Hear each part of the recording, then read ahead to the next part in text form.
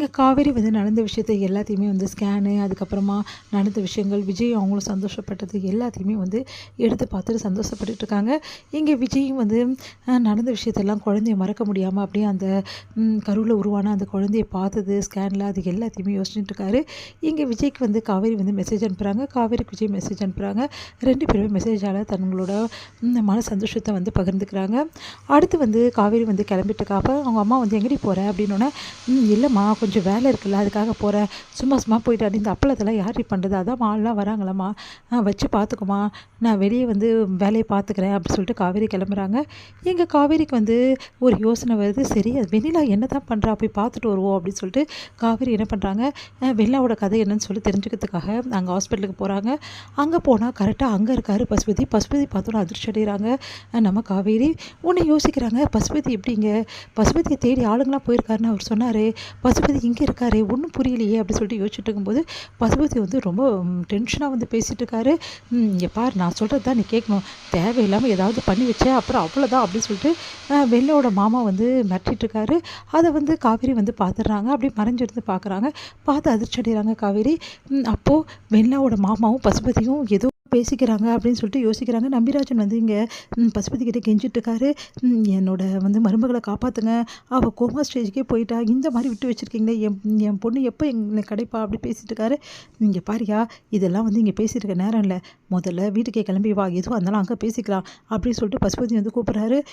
உடனே வந்து நான் வரமாட்டேன், என் மருமகளை விட்டு நான் வரமாட்டேன், அவள் இங்கே கஷ்டப்படும் போது நாங்கள் வந்து இருக்க முடியுமா, நான் இங்கேயே இருக்கேன்னு சொல்லிட்டு நம்பிராஜன் சொல்லிட்டு இருக்காரு. இங்கே பாரு இப்போ நீ கிளம்பலன்னு வச்சுக்கோங்க, அதுக்கப்புறம் ஒரே நடியாக அவங்க மருமக அப்படின்னு சரி சரி நான் கிளம்புறேன் அப்படின்னு சொல்லிட்டு வேறு வழி இல்லாமல் அவரும் கிளம்புறாரு. 2 பேருமே காரசாரமாக பேசிட்டு வந்து வண்டியில் ஏறுறாங்க. இது எல்லாத்தையுமே காவேரி பார்த்து அதிர்ச்சி அடைகிறாங்க.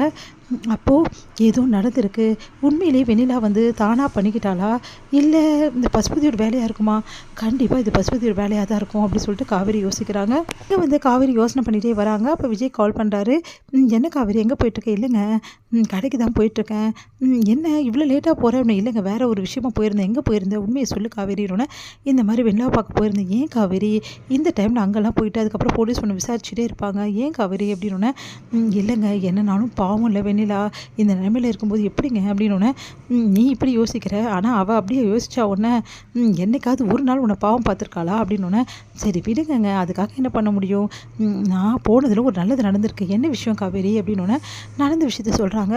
வெண்ணிலாவோட மாமா பசுபதி கிட்டே கெஞ்சி நின்றாரு, அப்படின்னா என்ன காரணம், ஏதோ ஒன்று நடந்திருக்குங்க நம்மளுக்கு தெரியாமல், இந்த விஷயத்த கண்டிப்பாக கண்டுபிடிச்சி ஆகணும், சரிங்க நான் வந்து எங்கள் மாமா கிட்டே சொல்லி பார்க்க சொல்லட்டுமா, அதெல்லாம் ஒன்றும் வேணாம் காவேரி நானே பார்த்துக்கிறேன், என்னங்க சொல்கிறீங்க, இல்லை இவ்வளோ நாள் வந்து அந்த பசுபதியை வந்து எங்கெங்கேயோ தேடிட்டு இருந்தேன், பார்த்தா அந்த பசுபதி கரெக்டாக வந்து ஹாஸ்பிட்டலுக்கு வந்திருக்காரு, ஹாஸ்பிட்டலுக்கு வந்தவன் கண்டிப்பாக வந்து நம்பிராஜனையும் கூட கூட்டின்னு போயிருக்காருன்னா என்ன அர்த்தம், வெள்ளாவோட மாமாவும் இந்த பசுபதியும் சேர்ந்து ஏதோ பண்ணியிருக்காங்க, அதை நம்மக்கிட்ட வந்து எல்லாக்கிட்டையும் மறைக்கிறாங்க, இது என்ன நடந்திருக்குன்னு சொல்லிட்டு கண்டுபிடிக்கணும். ஆமாங்க நானும் அதான் யோசிக்கிறேன், சரி காவேரி நீ கவனமாக இரு, நான் பார்த்துக்கிறேன், என்ன நடந்தாலும் இந்த விஷயத்தில் நீ தலையிடாமல் இரு, நம்ம பாப்பா முக்கியம் இல்லை காவேரி, சொன்னால் கேளு, ரொம்ப டென்ஷனை ஏற்றிக்காத, இந்த விஷயத்தை என்கிட்ட விட்டு காவேரி நான் பார்த்துக்கிறேன் அப்படின்னு சொல்கிறாரு. சரிங்கன்றாங்க. இருந்தாலும் மனசு கேட்காம காவேரி யோசிச்சுட்டே வராங்க ஷாப்புக்கு.